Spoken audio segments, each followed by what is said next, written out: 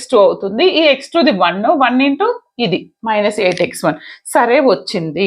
వచ్చిన తర్వాత దీన్ని జీరోకి ఈక్వేట్ చేసి ఒక ఈక్వేషన్ రాశాను, దీన్ని జీరోకి ఈక్వేషన్ ఇంకొక ఈక్వేషన్. ఎందుకు రాసిండ్రు మేడం అంటే నాకు x1 x2 వాల్యూస్ కావాలి కదా, అందుకోసం అని రాసిన. ఓకే, సరే వదిలేయండి. దీన్ని మళ్ళీ డిఫరెన్షియేషన్ చేశాను x1 తోని, అప్పుడు ఇది 50 వస్తుంది, x2తో కాదు. మళ్ళీ దీన్నే నేను ∂f/∂x1ని x2తో చేస్తా. x2తో చేస్తే ఎంత వస్తుంది? -8. ఎందుకని x2 కోఎఫిషియంట్ -8, x1 రాదు. ఓకే, తర్వాత దీన్ని నేను ఇంకొకసారి x2తో చేసా. x2 ఎంత?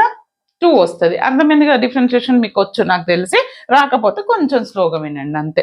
ఇప్పుడు ఏషియన్ మ్యాట్రిక్స్లో నేను అన్ని వాల్యూస్ సబ్స్టిట్యూట్ చేసిన.